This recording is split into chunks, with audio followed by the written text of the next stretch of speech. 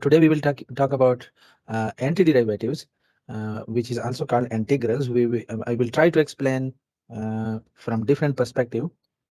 But before starting the exact topic, if you remember, we have studied derivatives, and what was derivative? Actually, derivative is a change in some phenomena. So if we want to see at some specific point the change, that how much is the change, which is called instantaneous rate of change, that is called derivative. Now, if you remember, we have studied one rule of derivative, which is called the power rule. So what was it? For example, if we have a function which is represented, let's suppose x square. So you can say like this, like for example, a function uh, f of x equal to x square. Okay, something like this. So if we have a function like this, x square, so if you remember, according to the power rule, it will be like this, that the power which is 2, it means square, this will go and will multiply. Okay, and it will become like coefficient. Okay, so multiply with the coefficient here. So it from x square it will become 2x. And next what will happen? Next, from the power, we will minus 1. Whatever is the power, we will minus 1.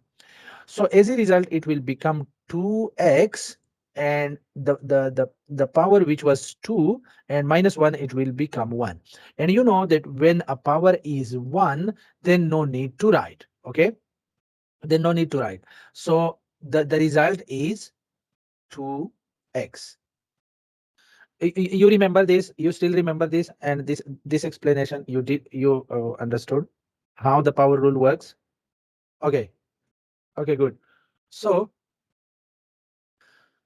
the power rule work like this. Then what about opposite of this? For example, you see here a reverse of this. You we started from x square, then this step, then this step, then this step. What about if we start from here? Okay, this one. Like you see that if we have 2x and someone asks, so you see, so this 2x is basically what? It is actually derivative. Okay, using the power rule, we find out the derivative of the x square. Okay, so we find out the derivative. So if we have the derivative, and if someone asks to find out the function of it. Okay, so like exactly the reverse process of the derivative. So will be like this, that we have the derivative, and then let's go the reverse step of this, that you see this 2, which is coefficient. Now, actually, according when we know that this is derivative, so if this is a derivative, it means that this coefficient actually will come from the power. Okay, and we know that the power is now currently is 1, and we know that the power will be reduced according to the power rule.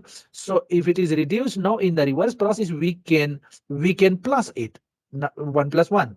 And in the next step, we can remove. Okay, so this will become a square, and in the next step we can remove the coefficient, because we know that it has been come from the according to the power rule, the power has multiplied to it. So meaning to say, if we have a function, we can find out its derivative. And if we have a derivative, should we be able to find a function of that? What do you think? It's a bit uh, not so easy, or not so clear, but actually we can reverse this process. What do you think, guys? This example is quite easy and so simpler. So I think we can do like this. Okay, so if we can do like this, actually this process that I reverse the derivative, so reverse of derivative is actually anti-derivative. Anti anti-derivative. But it has a proper process and a proper definition. So let's go one by one and let's try to understand the details of this process. That if we have a function x and we try to find out derivative of this function with respect to x, then it will become 2x. Okay. And let's suppose if we have another function x square plus 1, then according and if we want to find out its derivative, its uh, derivative is again 2x. So you see, x square derivative is also 2x, and x square plus 1 derivative is also 2x. Next, you see, x square plus pi is also 2x. A bit strange, right?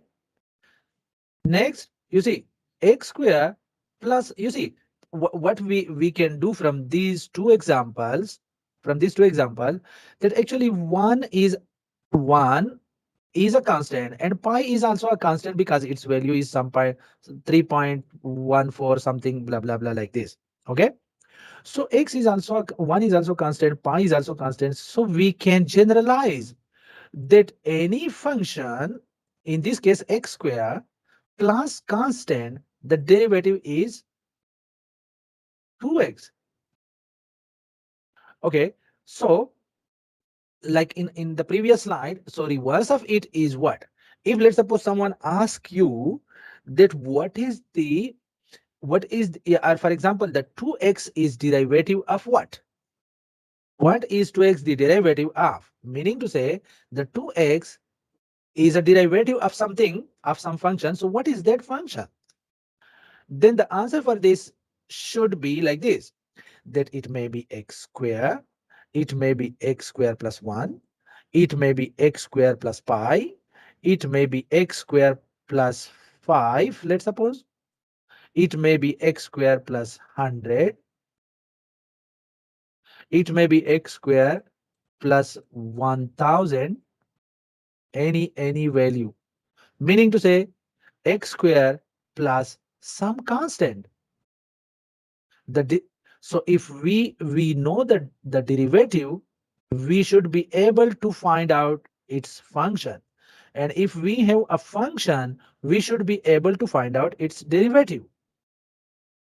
So it's a reverse. If we have one thing, actually from that we can calculate the other one. Okay. So then we so this reverse process, you see, this the reverse process of this is antiderivative, which is called integral. This symbol, which is actually like s, but if you elongate the s like this, okay, elongated s, this is called integral, and it represents antiderivative. So the integral of 2x with respect to x is x square plus any constant. We can say that uh, antiderivative or integral is the reverse process of derivative. Hello guys, what do you think? Is it clear? Yes, doctor. Okay. So, Yeah. what do you mean by 2x dx? Can you explain again? Okay. You see, if we have 2x, okay, you see it is actually like this. Don't confuse with this dx. For example, if we have a function x square and we want to find out its derivative, so you see, for example, if we have a function like this x square and we want to find out its derivative, then we mostly write like this, d over dx, and the x square we write like this. Okay, so this is derivative with respect to x, derivative of the x. Okay, similarly, if we have an antiderivative, okay, for example, if we have a derivative 2x and now I want its antiderivative with respect to x, then we will have to write like this. So, so this one only means that this one is the function. It can be anything. Sorry, this one is not the function. This is the derivative. Okay, not the point. Wherever you see this elongated as the integral symbol, just after this, whatever is it, it will be a derivative with respect to x. This means that the x is the variable which is used in the function. If let's suppose it is 2y, okay, then here will be also y, and this will be a derivative. If let's suppose here is 2z, okay, then this will be also 2z like this, and this will be the integration. So the 2x is the derivative. The dx represent the derivative of this. Okay, so 2x is a derivative. Now we want its integral, its antiderivative. So the antiderivative is, if you reverse this process as I shown in a previous slide, then it will become x square or x square plus 1 or x square plus 2, because you know, if you remember, according to one derivative rules, derivative of any constant is 0. So if this c is 5, 2, 1, 1000, pi, anything, it will be 0. So therefore, we can say that the antiderivative of 2x dx is x square plus c. So the dx is the previous, this one, you see, it's the derivative. And why we write dx? Because the function, the variable used in the function is x. So meaning to say, if you remember, actually it is only representing the domain and the range. So mostly the x is the input values on this domain, and range is mostly the output of a function, and mostly it is y. But it is a common general convention, but actually you can use this x square as a y square, also as a square or b square, as or any character. So the 2x dx is clear now. Yes, sir. Okay, good. So let's proceed. So if whatever we try to explain until now, actually in wordings, the definition is like this: that if we have a function represented by capital F, and this function, you just think like the 2x, okay, the 2x. This function is an antiderivative of some derivative, and you think like this is x square. Then the okay, now if the derivative of this, okay, the derivative of this f dash of this is equal to this, meaning to say the function, this function is, if you take the derivative of this, it will become equal to this for all x, for all the domain values in the domain of f. Okay, then the indefinite integral of the function, meaning to say the antiderivative, is the family. The family actually means that it may be like, you see, in this case the x square, I will explain later on also, like x square also possible, x square plus 1 is another member of this family, x square plus 2 also possible. Okay, x square plus pi. Okay, so you see, these are all the members of that family. This is why the word family is used. So finally we can say x square plus c, x square plus c. Okay, so if we have a function f, and this f is an antiderivative of the function. So if you take the derivative of this, then it will become equal to this. Okay. For any value, if it is x square, or if it is x square plus 1, or it is x square plus 2, for generally x square plus c, for all the family of all antiderivatives of that function. So in other words, we can say that actually the integral antiderivative of the derivative, okay, is an expression of the form like this: the function plus c. So it can be x square plus 1, x square plus 2, x square plus pi, or x square plus any constant, where f is an antiderivative of a function f and c representing a constant. So this is called indefinite integral. It is also called antiderivative. It is also called primitive in mathematics.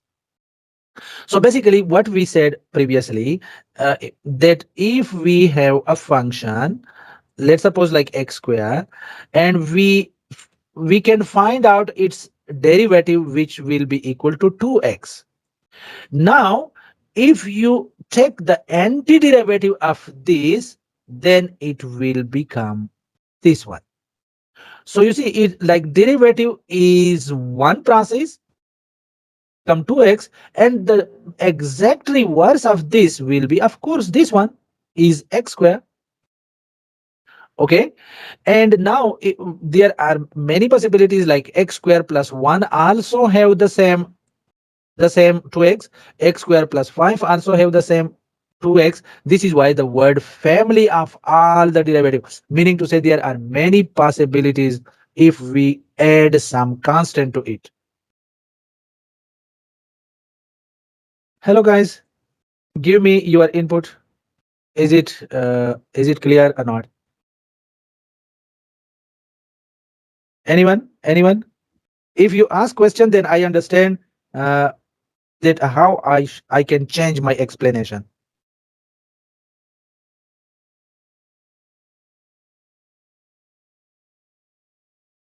Hello. So previously you said it is clear. So the same, actually this is just the wording definition of the previous explanation. Nothing new is here. Anyone? Hello. Yes, no, yes, no. No response. Are you there? Yes, doctor. So the definition is clear to you or no? Yes, sir. Hmm. Okay. So if it is clear, then let's go ahead to next one. Now, these are just some examples. If you remember, we have studied previously different rules, like power rules, the quotient rules, the sum rule, the constant rule of derivative. And there was trigonometry rules also, if you remember, that sine theta, the derivative of sine theta is negative cos theta. Okay, negative cos theta. So then if we have negative cos theta, okay, negative cos theta, then actually the antiderivative of this will be equal to this. Let me try to explain in this way. If we have a function sine theta, okay, sine theta, if we have a function like this, now if we want to find out derivative of this, then actually we can write like this, okay, dy over dx, okay, derivative of this sine theta, sorry, it should be sine theta, okay, the derivative of this sine theta is equal to negative cos theta.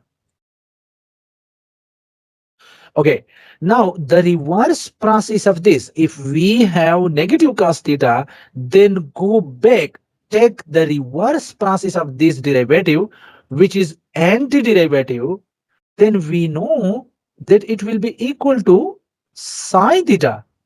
From here, if we go back, So the going back operation is what? Is antiderivative, integral.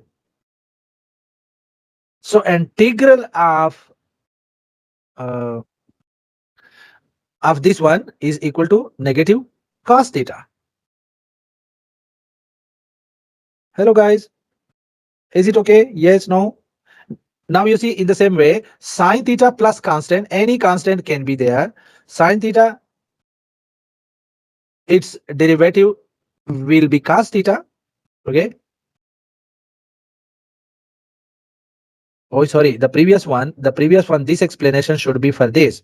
The previous one, if we have a cos theta and we use a derivative of that, then it will become sine theta.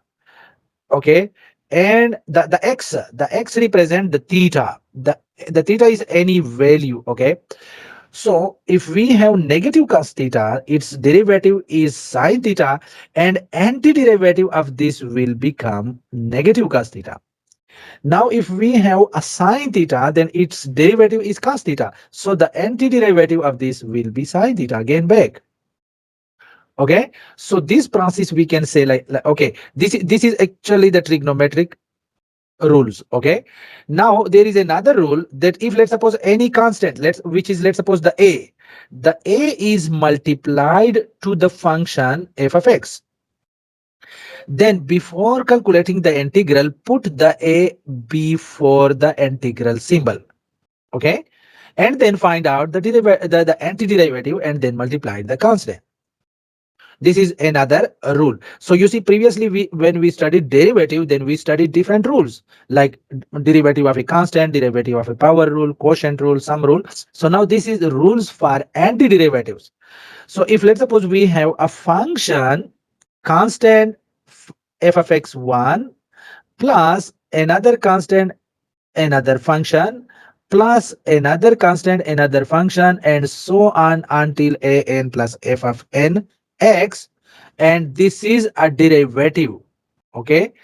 Then applying antiderivative integral on this will be equal to that apply the integral on each term first. You see this one, then plus, then again integral of this term. Okay. Then plus and again integral of next term and next term and next term until the last term. Okay. So meaning to say, if we have two factors, like let's suppose x cube, sorry, let me write this one. Okay. If we have a function x cube plus x square, okay, then if we want to find out its integral, then we will find out the integral of x cube separately, and then plus the integral of or antiderivative of x square separately. And if there is any constant multiplied to it, then we will put the constant outside. For example, if here is 3 and if let's suppose here is 2. So we will find out the integral first, then multiplied by the constant, and then the next term integral, and then multiplied by the constant. So these are the rules. Okay. Now, again, this is just example, another example to understand the process of antiderivative. So let's suppose we have a, note the point, this will be a derivative of some function that we don't know yet. Okay. So this one is a derivative with respect to x, and now we want a antiderivative of this. So you see, according to the previous rule, this integral will be applied on each term first. Okay. Now, in the second case, all the constant will go out. The 3 will go out. The 5 will go out. The blue line show this one. So this is why we wrote 3 multiplied by integral of x square dx, plus the 5 went outside of the integral, and then antiderivative of x square dx, and then multiplied by and integral uh, of 1. So here will, if the 2 go outside, so here we'll just one coefficient to this x we left.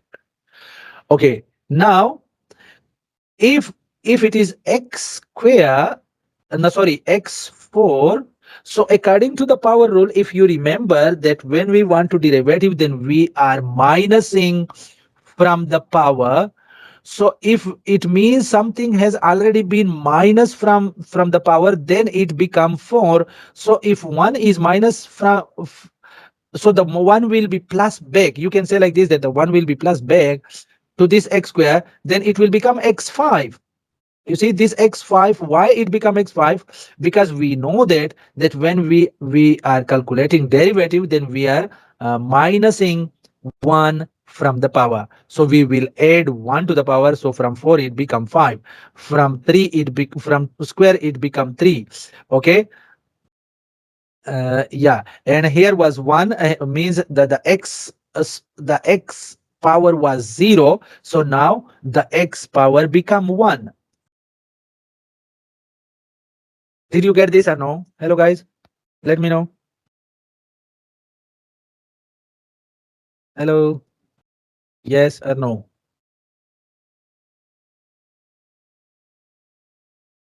Hello, are you there?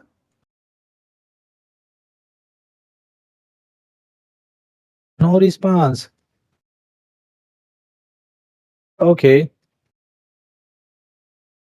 so okay, if this is clear, that why we incremented the powers, like you see all the powers incremented by 1, from 4 become 5, from 2 become 3, and from 0, you see x to the power of 0 means 1. This is why you see this 1 we become 2.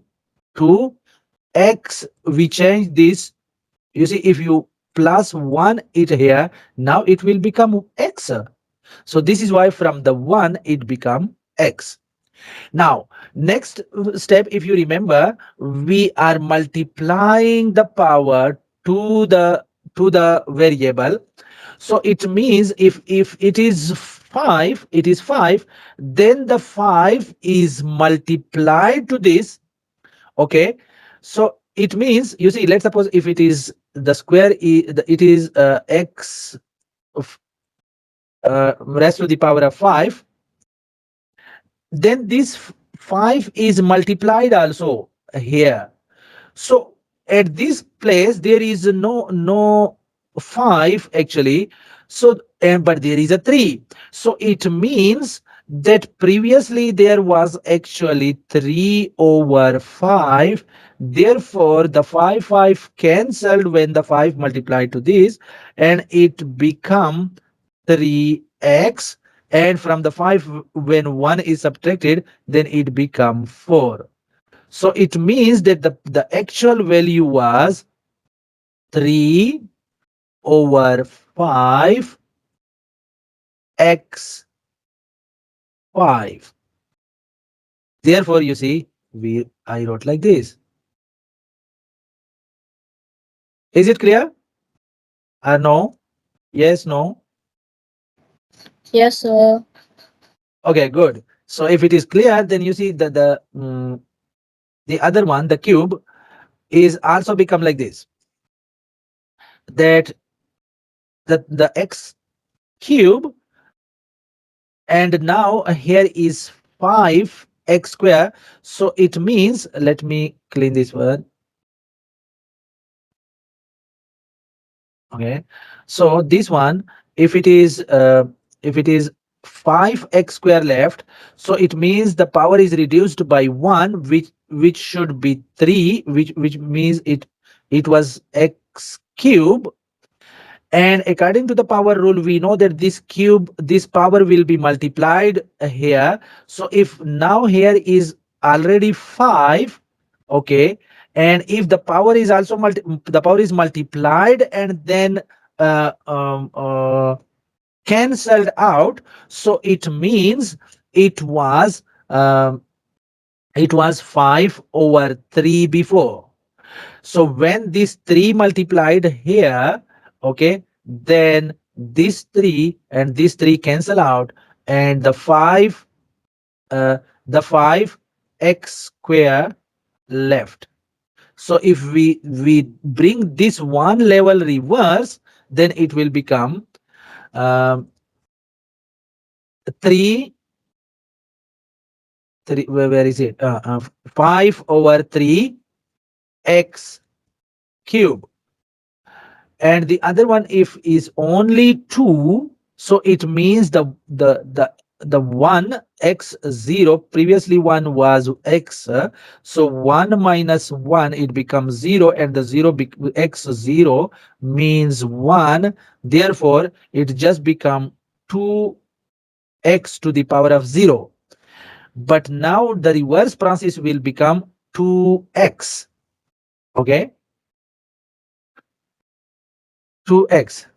And then actually we can multiply, we can assume some constant also, like all these constants 3c, 5c2 and 2c3 means some constant. So these all these terms can be any constant, meaning to say after this here, if there is any constant, it may be 1 2 3 4 5. So this any constant, because the derivative of constant is 0, so we can write like this. So the final output is 3 over 5x to the power of 5, 5 over 2 to the power x to the power of 3 plus 2x plus c.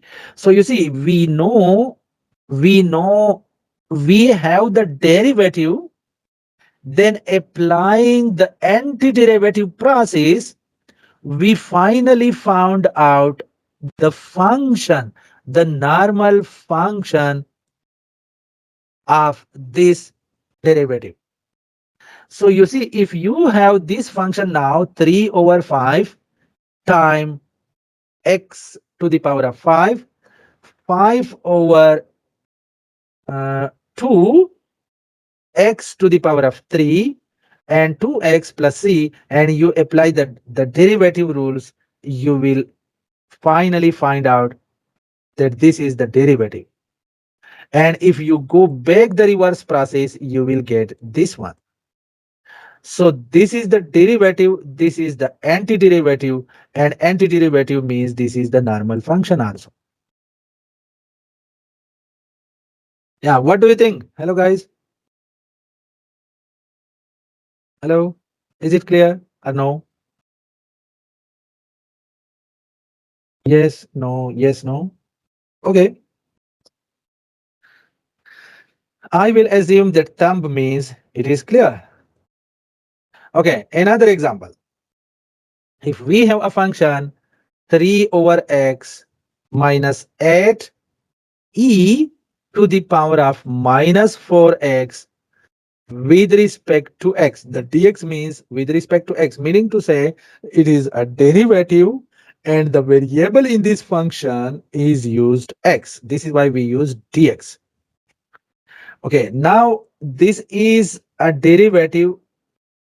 If we apply antiderivative integral on this, then it will become what? So you see, it has two factors, one this one and one this one. So let's apply the integral separately like this. Now after that, it will be equal to like this, that the 3, okay, the 3 is actually multiplied to this, so is a constant, so put it outside. And here the 8 is constant, which is multiplied to this term, put it outside. And then after that it become 1 over x dx, and e to the power of minus 4x. And maybe you forgot, but if you go back, 1 over x is actually the derivative of natural log of x. Okay, natural log of x. And then uh, plus c means any constant if is there can be. So because if there is any constant, the derivative of constant will be 0, so still it will become 1 over x. So natural log x plus any constant, it will again equal to 1 over x. And the according to the power law, so you see this minus 4x, this will be multiplied to this. So if this is multiplied to this one, and the it will become 1 over 8. So the output finally become is this one. So you don't confuse. Actually, this one, when you multiply the 4 to this, it will be simplified. But according to the power rules, e to the power of any power, its derivative is again the same thing. Okay, so e to the power of negative 4x is the same thing. And finally we put some constant, that if there is any constant also, it will be the same thing. So this is just another example that to show that if we have a function, okay, a function of any domain, the x represent any value, we can find out its sorry, let me clean this one. We can find out its derivative. Okay, I will represent the derivative by this. Okay, we can find out its derivative. Now if we can say like this, function derivative, but the reverse derivative, if you apply antiderivative on this, you will get the function back. Okay, so if you have a function, we can find out derivative, and if you apply antiderivative integral on that, then you can find out the function back. Okay, so another one, you see, for example, if we have a derivative of some function which is equal to 3x square, okay, then we know that this derivative can be found how? You see like this, that if a function is equal to x cube, then the cube will be multiplied and it will become like this.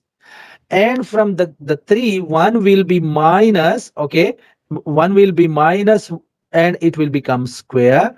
So therefore we know that is this is the antiderivative. You see, if you apply antiderivative on this one, then we know that it will be equal to 3x square. So you see, if if the function is x cube, its derivative is 3x square.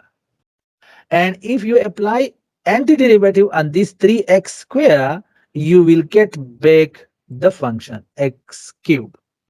Therefore, every antiderivative of 3x square, you see, why the word every is used? Because it may be possible 3 x square plus 1, 3x square plus 10, okay, and plus 5 plus pi. So I can write just any constant. So therefore, we can write like this, that x cube plus c for some constant c. And then every function of the form x cube plus 3, its antiderivative is equal to this one. Antiderivative or its normal function. It's little bit like a three different things. One is a function, one is the derivative of this, and the other one I will put like a double derivative or antiderivative of this one. And actually, when you take the antiderivative, then this term and this term is 100% same. So this is just a definition. We can explain like this, that if a derivative is given, so you can apply antiderivative to find out the function. Okay, another example. If let's suppose we have a function f of x, okay, and it is equal to natural log of absolute x, where the x is equal to x is greater than 0. This is why the absolute means that any value, the value inside this must be greater than 0. Okay, so the f of x equal to natural log of x. Okay, so if we have natural log of x, ln x, and we find out its derivative, then it will be equal to 1 over x. So it means the natural log of x is equal to 1 over x. So if the x equal to 2, then natural log of 2 will be equal to 1 over 2. If the x equal to 5, then the natural log of 5 is equal to 1 over 5. Okay, it means like this. And if the x is less than 0, then will be negative x, and it will be again, you see, negative 1 over negative x. So this negative negative again cancel, it again become 1 over x. Therefore it is used the symbol absolute x. So if it is negative x also, it will become positive, and if it is positive also, it will become positive. So therefore the derivative of natural log of x is 1 over x. So you can say that the antiderivative of this will be equal to uh, the the, uh, the function which is natural log of x, and the derivative of natural log of x is this one. So it's like interchangeable. Thus the f of x equal to natural log of x is an antiderivative of 1 over x. And therefore for every antiderivative of 1 over x, the word every is used because 1 over x, natural log of x plus c, and the c may be any value. So there is a big family, maybe 1 2 3 4 5 pi whatever. So a lot of possibilities are there, but the derivative of this will be equal to this for some constant c, and every function of the form this one, its antiderivative is this one. So this is just another example, like, and derivative is given, we reverse the process and find out the antiderivative, and antiderivative is the same function. If let's suppose we have another example, that we have a cos theta, this is a function. Okay, so cos theta, we know that derivative of cos theta is sine theta. So if we know the derivative of this, okay, the derivative of sine theta is equal to cos theta. Therefore, the antiderivative of this will be equal to sine theta. Okay, so f of x is equal to sine x. You see, and we will call this the antiderivative. We call this f of x. F of x, the antiderivative, is equal to sine x is an antiderivative of cos theta. Therefore, every antiderivative of cos theta, the word every again means that, let's suppose cos theta plus 5, cos theta plus 10.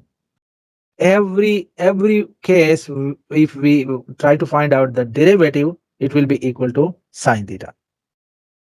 So it we can write like this, that sine theta plus x for some constant c, and every function of the form sine x plus c is the antiderivative of cos theta. So simply cos theta, derivative of cos theta is sine theta. Okay, and yeah, you can say like this, that if you have sine theta, okay, sine theta derivative of that is cos theta. So antiderivative of this is back sine theta. Any confusion? Any question? Yes, no?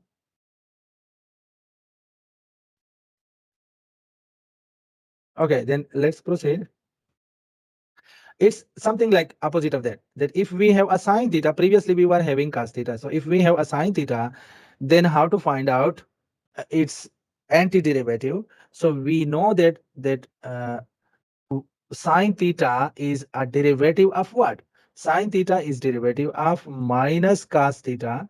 Okay, and if there is any function, so you see minus cos theta, if you find out derivative of this, it will become sine theta. But if there is any constant also with this, so if you find out derivative of this, so derivative of this is become 0. So again, it will become only sine x. Okay. So we can say like this, that the derivative of sine theta is negative uh, cos theta.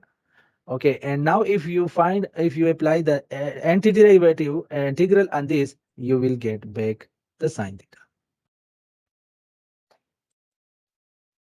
Okay, so it's the same definition. It is also called in indefinite integral.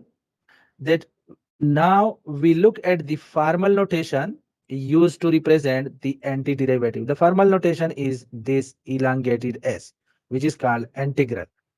Okay, so it means uh, in a shortcut way, that if we have a derivative f of x of any function, and then we applied anti of that, so it's, you see, it's actually like the anti and the derivative cancel each other and the function go back to its own form. So this is why it's represented by capital F, the original function. Okay, and the original function may have some constant also, then still it will be equal to this one. So this symbol is called integral sign. Okay, and it is also called indefinite integral or antiderivative. So a function f, the indefinite integral of f, denoted by this. So you see, this is a function, and its indefinite integral means derivative of this is the most general antiderivative of f.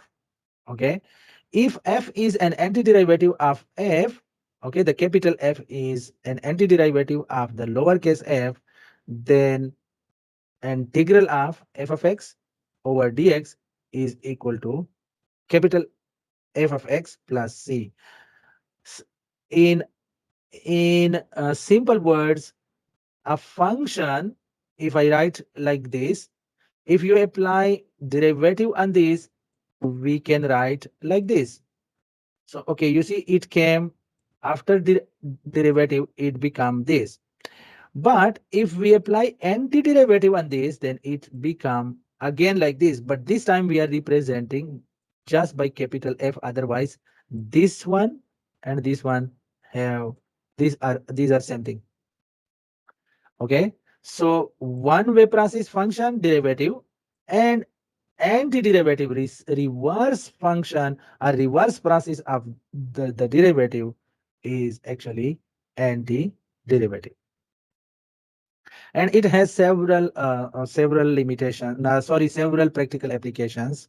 Okay, like for example, if we want to find out the acceleration, so acceleration is actually the change in velocity. Like if we have velocity 1, sorry, velocity 2 minus velocity 1, so the velocity by itself is integration of what, it is change in speed. Okay, so you see, it's like a double derivative of something. Change in speed is velocity, and then change in velocity is equal to acceleration. Okay, so if you have a speed of some object, then you can find out acceleration, and if you have acceleration of something, then actually you can find out velocity and speed. Therefore the integral is the opposite of derivative, or double derivative, meaning to say, if you take two times, then it will go back to this one. Okay, so as we said that there are many possible constant with that, so we can say like this, that if any function, you see x square, so uh, if a function is like this, that y equal to x square minus 1, x square minus 1. So if it is minus 1, okay, then you see the yellow graph will be there. Okay, and if it is plus 1, and if it is, let's suppose, no constant, then this graph is possible with no constant, only x square, sorry, only x square with no constant, then will be this graph. X square minus 1 will be this graph. X square plus 1 will be this graph. X square plus 2 will be this one. And similarly, x square minus 1 will be this one. So therefore, you see, these are all the different possible family members which can be represented by constant. Okay, therefore, we say the collection of all function of the form x square plus c, where c are any real number may be positive, may be negative, and is known as the family of antiderivative of 2x.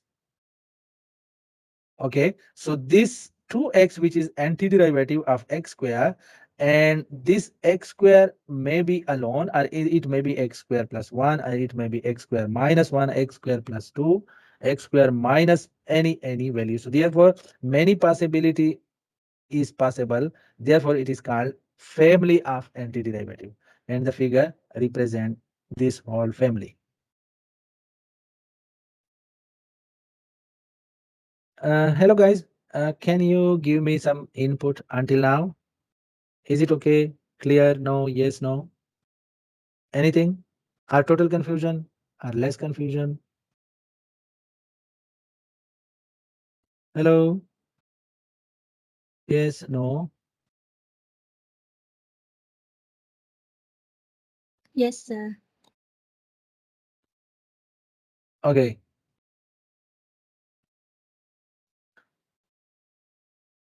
Okay. This is just another example like from the family of antiderivative. So if we have a function like this, x to the power of n, x to the power of n, if you remember, according to the power rule, this n will be multiplied here and 1 will be minus from this. So it will become like this. Sorry, 3. Okay. Sorry, it should be n. It should be n. N into n time x to the power of n minus 1. Okay. So if it is like this, now this n minus 1 should be here also, because if the n minus 1 multiplied to 8, okay, so yeah, so then it should cancel out. So you see, it is, if we go back, you see, from x n, the reverse process will be like this. Then it will become x to the power of x plus 1, because if you apply the power rule in derivative, it will be minus 1, but antiderivative, it should become plus 1, and then the plus 1 should be divided also, and any constant also. Okay, so it means that if it is xn now, then so it means this one is actually cancelled out when the x plus 1 is multiplied to it. So when the n plus 1 multiplied to it, then this one and this one cancel out. Okay, and then finally x square, or this should be xn actually, not square. Okay, this is my typo. So when this cancel out, then only xn left. Okay, and this is the process. So meaning to say, we have a derivative, so we can find out, we can apply integral on that, then we can find out its uh, original function. So the original function will be then this one, that x to the power of n plus 1. Okay, you see, actually, if you apply like this, that if you have a function like this, x to the power of n plus 1 divided by n plus 1 plus c. So according to the power rule, you see, this will be multiplied to the coefficient, which is here 1. Okay, so if it is multiplied, so here it will become sorry, n minus n plus 1. Okay, so this n plus 1 and this n plus 1 will cancel out. And here will be minus 1. So x n plus 1 minus 1. So this plus 1 and minus 1 cancel out and become only x square. Xn, sorry, not x square, xn. Okay, this one is also xn, is a typo. So if we have derivative, we reverse the process and we can find out the original function by reversing the derivative. And when you are reversing the derivative, this process is called antiderivative. I hope that you got what I'm saying. And actually, these are many many rules of antiderivative, like uh, a constant. So k represent any constant. So antiderivative of any constant. So it will become just kx plus c. So these are different rules, like a power rules that we study, quotient rules, and some rule about derivative. So these are different rules of antiderivative. You can uh, try to understand, and later on you can use these rules in any calculations. And actually, it's the same process, like uh, any any uh, any function of this, you apply derivative on that, you will get it. So if you reverse the process, you will get this one. Okay, so the whole story, the whole conclusion of uh, antiderivative is that when we apply, when we reverse the process of derivative, this reverse process is called antiderivative. And from antiderivative, we go back to the original function.